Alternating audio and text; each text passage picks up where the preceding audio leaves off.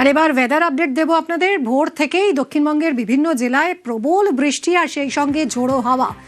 আজ দক্ষিণবঙ্গে কেমন থাকবে এই ঝড় বৃষ্টি, আজ কি সারাদিন হবে কিনা জানবো। বিশ্বজিৎ রয়েছে সঙ্গে।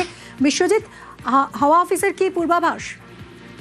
পূর্বাভাস একটা ছিলই যে শুক্রবার থেকে ঝড় বৃষ্টির পরিমাণ বাড়বে এবং দক্ষিণবঙ্গের সব জেলাতেই শুক্রবার এবং রবিবার এই দুদিন ঝড় বৃষ্টির সম্ভাবনা বেশি থাকবে। সব জেলাতেই 30 থেকে 40 কিলোমিটার গতিবেগে দমকা ঝোড়ো বাতাসের সঙ্গে বজ্রবিদ্যুৎ সহ বৃষ্টি এবং বেশ কিছু জেলাতে এই ঝড় বৃষ্টির পরিমাণ বেশি থাকবে। সেখানে 40 থেকে 50 বা তার বেশি গতিবেগে ঝোড়ো হাওয়া এবং বজ্রবিদ্যুৎ সহ মাঝারি মানের বৃষ্টির সম্ভাবনা রয়েছে। এই জেলাগুলির মধ্যে উত্তর ও দক্ষিণ 24 পরগনা, পূর্ব মেদিনীপুর, পূর্ব ও পশ্চিম বর্ধমান, বীরভূম, মুর্শিদাবাদ, নদিয়া এই জেলাগুলিতে মূলত ঝড় বৃষ্টির সম্ভাবনা বেশি থাকবে। তবে দক্ষিণবঙ্গের সব জেলাতেই আগামী 48 থেকে 72 ঘন্টায় ঝড় বৃষ্টির সম্ভাবনা বেশি থাকবে, এমনটাই জানাচ্ছে আলিপুর আবহাওয়া দপ্তর। ধন্যবাদ বিশ্বজিৎ।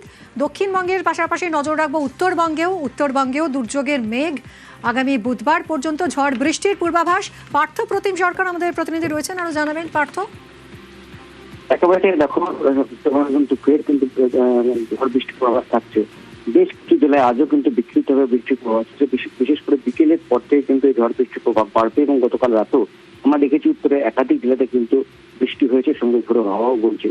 আজও দার্জিলিং, কালিম্পংয়ের মতো উঁচু পার্বত্য এলাকায়, পাশাপাশি সমতলে আলিপুরদুয়ার, কোচবিহার এবং 2 দিনাজপুর বিক্ষিপ্তভাবে বৃষ্টির পূর্বাভাস থাকে। ঠিক তেমনি জলপাইগুড়ি, দোয়াশ এবং শিলিগুড়িতে কিন্তু ঝড় বৃষ্টির পূর্বাভাস থাকে বিকেলের পর থেকে। ধন্যবাদ পার্থ প্রতিম।